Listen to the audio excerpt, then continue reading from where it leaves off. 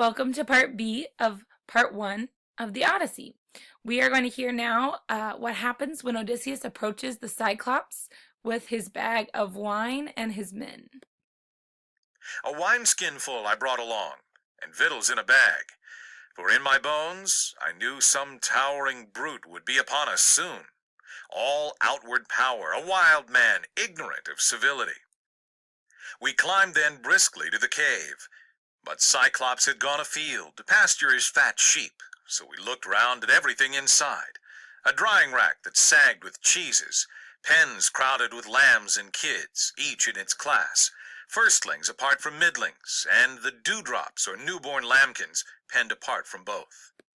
Okay, so that was a lot of random words that you may not know. Basically what he's saying is that the Cyclops raise sheep to eat, and so they have baby sheep and adult sheep, and they keep them apart in separate pens. And vessels full of whey were brimming there, bowls of earthenware and pails for milking. My men came pressing round me, pleading, "Why not take these cheeses, get them stowed, come back, throw open all the pens and make a run for it. We'll drive the kids and lambs aboard. We say put out again on good salt water." Ah, how sound that was. Yet I refused. I wished to see the caveman, what he had to offer. No pretty sight it turned out for my friends. Okay, so Odysseus's men say, let's not even see the Cyclops. Let's just take his sheep and keep the meat for ourselves and leave. But Odysseus says, no, I want to see what the Cyclops has to offer and how he is. So he is a very curious person. He's also a very arrogant person, because remember, he is a conquering hero from the Trojan War, and he thinks he can conquer anyone. We lit a fire, burnt an offering, and took some cheese to eat. Then sat in silence around the embers, waiting. When he came, he had a load of dry boughs on his shoulder to stoke his fire at supper time. Boughs are branches from a tree, and so he is carrying firewood. He dumped it with a great crash into that hollow cave, and we all scattered fast to the far wall. Then over the broad cavern floor he ushered the ewes he meant to milk. He left his rams and he-goats in the yard outside, and swung high overhead a slab of solid rock to close the cave. 24 four-wheeled wagons with heaving wagon teams could not have stirred the tonnage of that rock from where he wedged it over the door-sill. Next he took his seat and milked his bleating ewes. A practiced job he made of it, giving each ewe her suckling, thickened his milk then into curds and whey, sieved out the curds to drip in withy baskets, and poured the whey to stand in bowls cooling until he drank it for his supper. Okay, so what he's doing is he milks the lambs, okay, because ewes are female sheep. He milks them, and then he separates it out. So when you first milk a cow or a sheep, what happens is it has a fat-like consistency at the top you have to get rid of in order to make milk or cheese. And so he does that, and then it's warm when it first comes out, so then he leaves it to sit so that he can drink it with his dinner.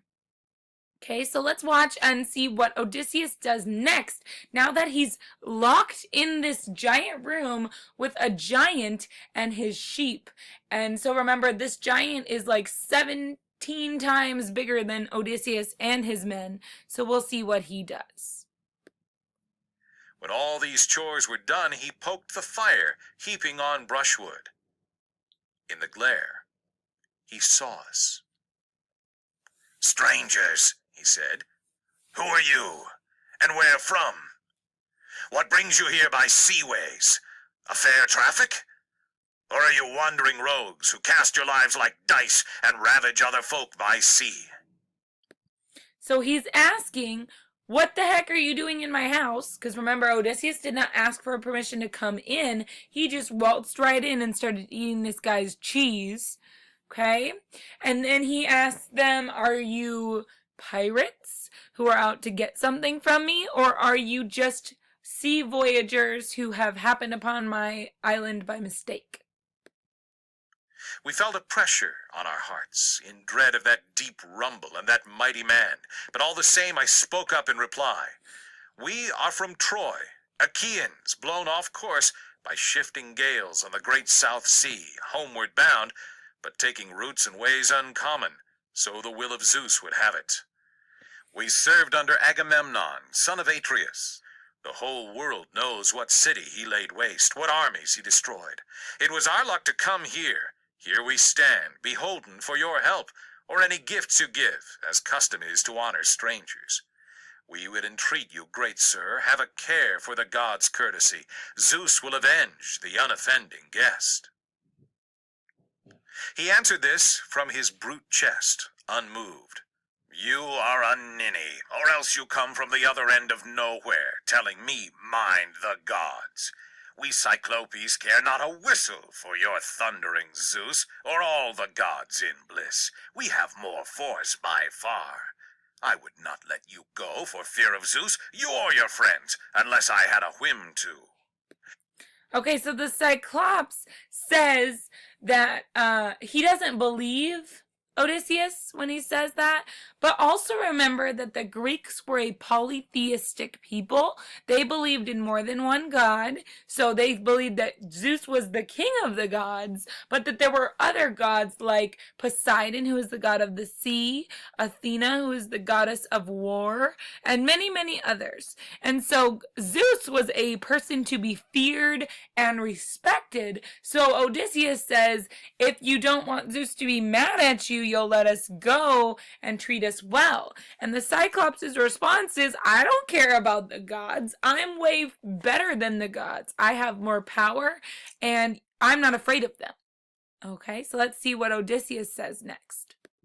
Tell me, where was it now you left your ship? Around the point or down the shore, I wonder? He thought he'd find out, but I saw through this and answered with a ready lie. My ship? Poseidon, Lord, who sets the earth a-tremble, broke it up on the rocks at your land's end. A wind from seaward served him, drove us there. We are survivors, these good men and I. Okay, so Odysseus lies to the Cyclops. Now, one of Odysseus's greatest positive qualities is that he is a very cunning person. And cunning means that you're smart and that you are devious. And so Odysseus knows that if he needs to make a quick getaway in the future, it would not be good for the Cyclops to know where his ship is. So he tells a lie in order to avoid a problem in the future. And he tells him that his ship was shipwrecked by a really bad storm that Poseidon sent. Okay? Neither reply nor pity came from him, but in one stride he clutched at my companions, and caught two in his hands like squirming puppies to beat their brains out, spattering the floor. Then he dismembered them and made his meal, gaping and crunching like a mountain lion, everything, innards, flesh, and marrow bones. We cried aloud, lifting our hands to Zeus, powerless, looking on at this, appalled. So this encounter has started to go wrong for Odysseus. Not only is he locked in this room with a Cyclops who is not very nice and who decides that he doesn't believe Odysseus, but now the Cyclops is eating his friends like chicken nuggets. Okay, so he grabs two of them, he beats their brains together until they die, then he dismembers them and eats them like it's no big deal. So now Odysseus and his friends are starting to get worried. Let's see what happens next. But Cyclops went on filling up his belly with man-flesh in great gulps of whey, then lay down like a mast among his sheep. My heart beat high now at the chance of action, and drawing the sharp sword from my hip, I went along his flank to stab him where the midriff holds the liver. So he's going to stab him in the side. That he means like right in the center of your side where your belly is softest. I had touched the spot when sudden fear stayed me.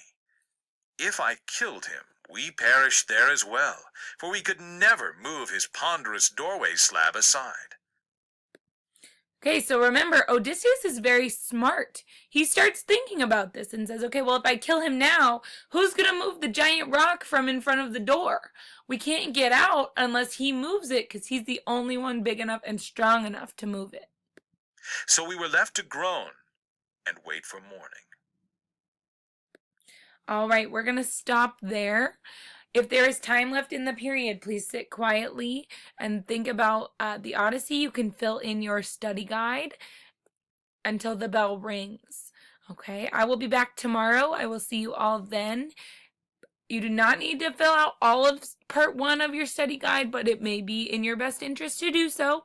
We will continue hearing the rest of part 1 tomorrow. Have a great day.